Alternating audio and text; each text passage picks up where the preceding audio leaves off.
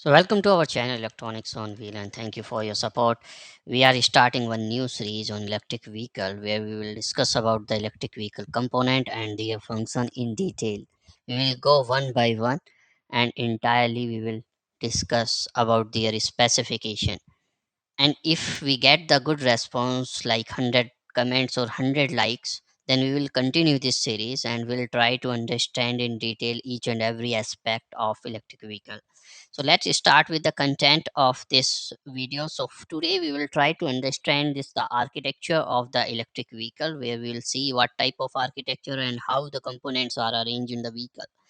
Then components of electric vehicle: AC DC charging, charging sockets, onboard charger, battery pack, then power inverters and motor control.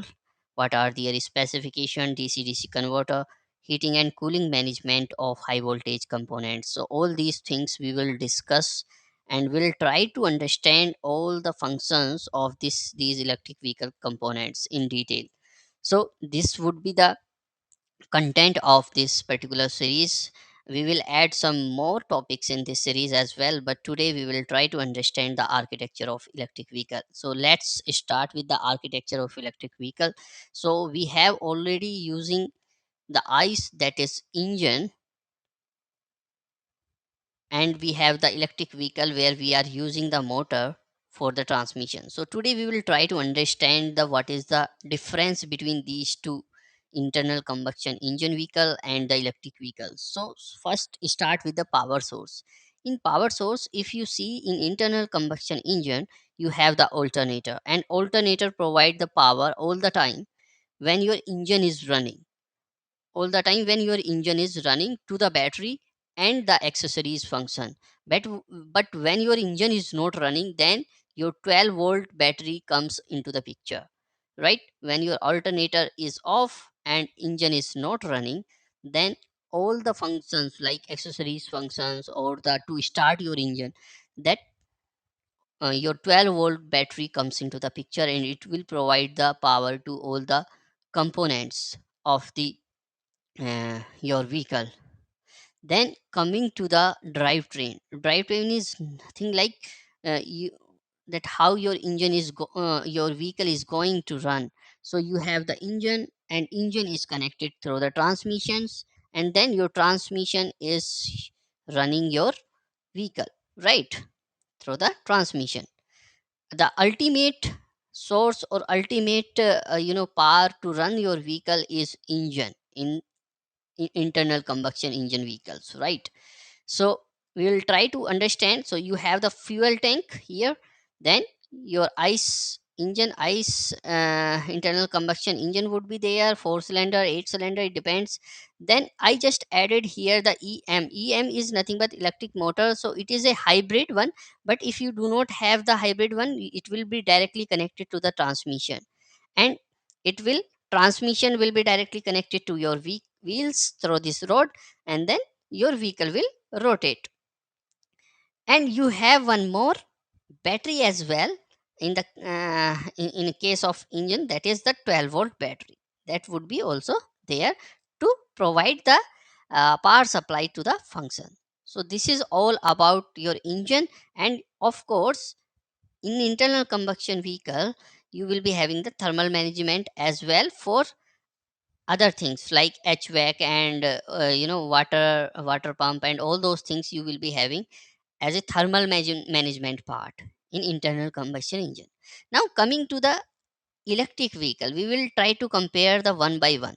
What are the power source? You do not have the alternator because you do not have the engine, and so alternator will not run. You will be having directly HV battery pack.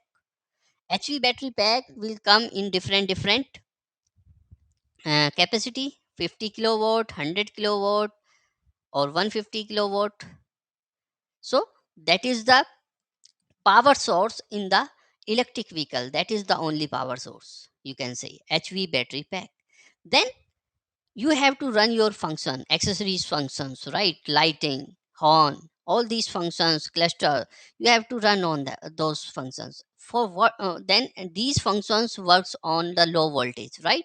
And for low voltage, you need,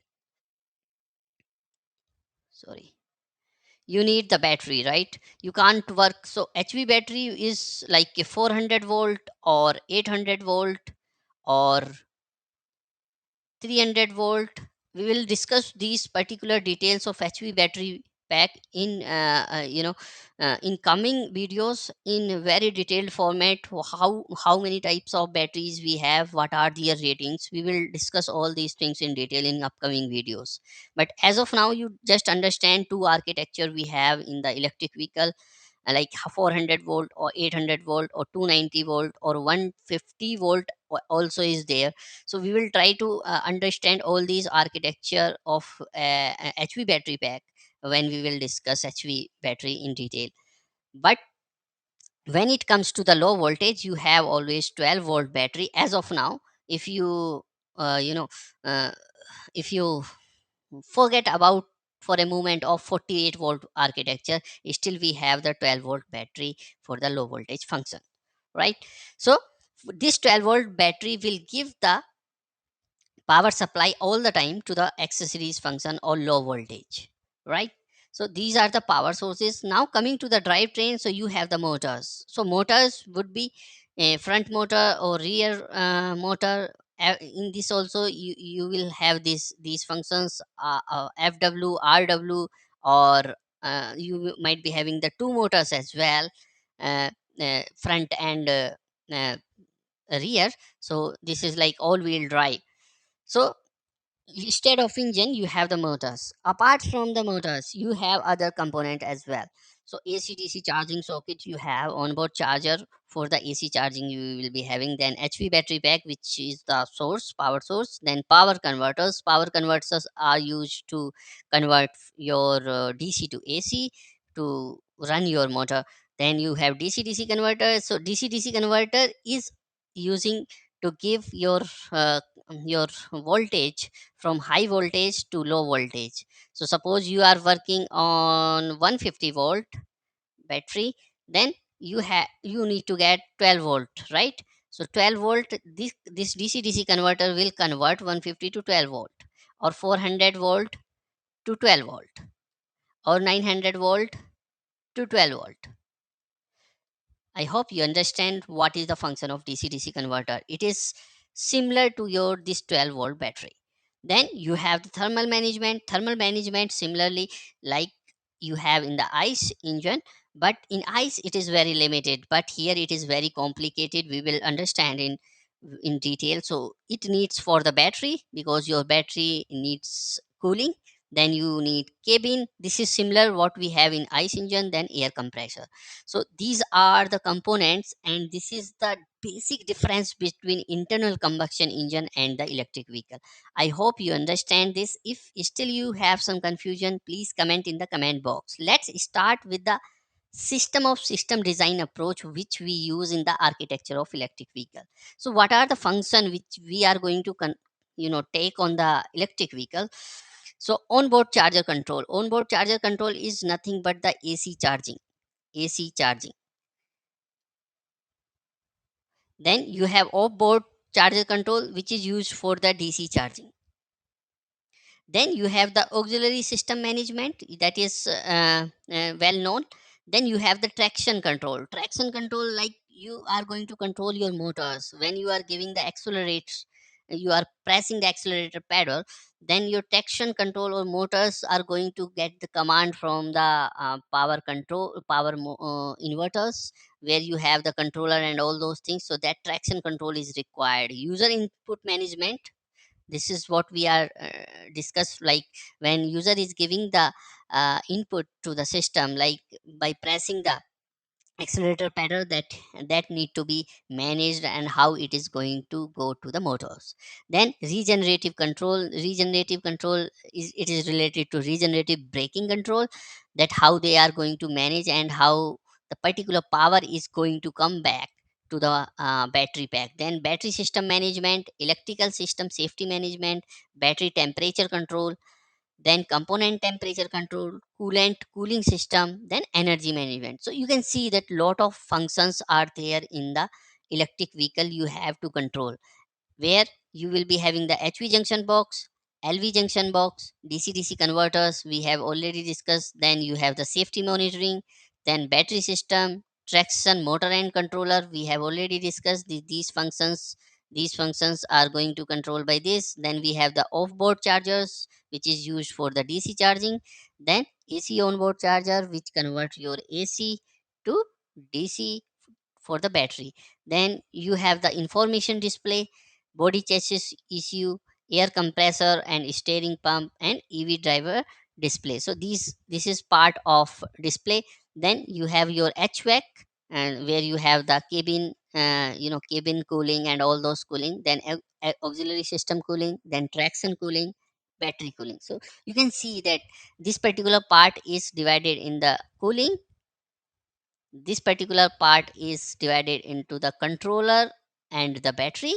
Then this particular part is divided into your junction box, fuse box, you can say, fuse boxes and DC-DC converters. And this is related to your display. So see, these are all the functions you have to take care in the electric vehicle when you are designing your system, when you are approaching the electric vehicle. So it is not like that one person is doing all these things. There are teams which are divided into, and they work on particular system like battery system management. So one particular team would be there which is working on the battery system management. Off board charger or on board charger, one particular team would be there which is working completely on that. Then thermal system management, like HVAC, traction cooling, battery cooling. One particular team would be there which is working on those topics separately. So this is overall about the system. Then we will try to understand the HEV architecture. So already we know that in HEV we have the ICE plus motor, right? So we have here ICE, internal combustion engine, and the electric motor. So let me start from this charging cord. So you will be getting AC from here. Then it is going to your onboard charger, which will convert AC to DC. So we right now on this particular wire we have the DC. This DC will go to the energy storage system where you will contain the HV battery pack, controller, and junction box. HV battery pack is nothing but your, it will store your energy in the form of DC. Then controller will controls many other things like management of battery, cooling, and how to give the power to other systems. These all the things will be controlled by the controller. Then this particular thing is going to your high voltage junction.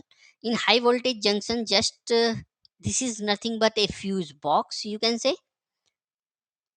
Then this fuse box is going to the EPAS, PTC heater, then electric water pump. So all these component it will go, then it will go to the DC-DC converter. So DC-DC converter, you have the 12-volt battery, right? In this particular 12-volt battery and 12-volt power distribution unit. So this 12-volt battery, first DC-DC converter will convert to 12-volt, then this will go to the power distribution unit where you can give the 12 the power to the 12-volt load like switches, infotainment system, cluster, other LV systems, brake system, ADAS, V2X. So you have here DC, you have here DC. Okay, then it will be here 12-volt DC.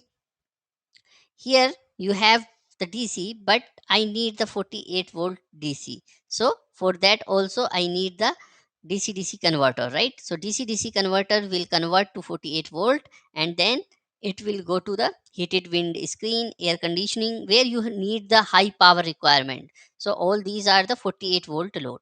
So I hope you understand the DC-DC converter function and what is the 12-volt battery and 48-volt battery.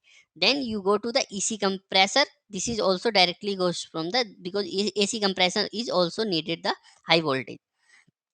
You can keep this AC compressor under the 48-volt load as well. Now coming to the our this particular point. So you have the internal combustion engine and the generator. So generator will provide you the DC, right?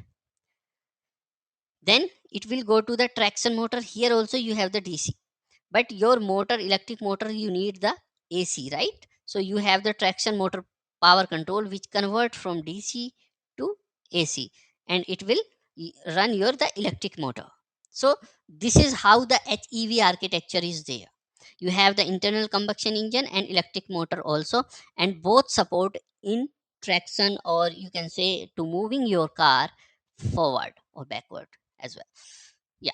So moving to the pure EV architecture, where we will discuss about from this particular point, that is your battery charging point, where you are getting your AC. We will discuss about the AC and DC charging also in the detail. But as of now, you just understand, because here we have uh, you know only like controller, we are just using OBC, this term which is converting AC to DC. So but we have the DC charging also, which called as fast charging. So we will discuss those terms. So first you understand your like battery charging point, where you will be getting whether AC or DC. Then battery charger, your battery will be charged. Then from your battery you will be having DC, right? But your motor is needed AC, so you will be having DC to AC converters, power inverters, you can say. So it will go to the AC motor, but the same time you will be having the controller as well, which controls the many things. Like it controls your AC motor, it controls your mechanical coupling and transmission as well. So all these feed goes to controller. Electric drive, controller gives the input to electric drive, then power inverters. So power inverter also control the power, right? And this power will go to the AC motor. So speed of the AC motor will also change as your controller gives the input to the DC to AC power inverters. So this is how the whole architecture or your vehicle moves in the electric condition. So you can see one example of 800 volt of Audi A6. So we will start from here. So this particular, you can see the charging point for DC charging up to 270 kilowatt, you can see here. But when you see the AC charging, and that is a separate point which is going to here. However, here we cannot see the onboard charger, but we will discuss that how they have kept in one particular position. This there would be definitely OBC, onboard charger, which is going to convert your AC charging, which is coming up to 22 kilowatt, to this battery, right? Then you have DC charging socket here, right? So it will goes here. Then this is your motor. From motor it will go to, from battery to this motor. This is the connection which is going. So let me just erase one time, and then again let me show you. So here your AC, here it is your DC. Then from this particular your battery pack, your battery, it is going to your motors, right? And you will be having here power converters, inverters, right? So these inverters will arrange from DC to AC. Then you have so all these things we have already discussed. That electric motor rear axle. So this is a part of electric motor. Power electronics rear axle. Power electronics rear axle is nothing but a controller which will convert your DC to AC. Then charging point for AC up to 22 kilowatt. So this particular can come into the one package itself, like AC and DC charging combo. So that also come into the one socket as well. Then you have the HV battery pack, then electric motor front and power electronics front. So electric motor would be there, and the power electronics front. Power electronics front is nothing but this would be a power inverter.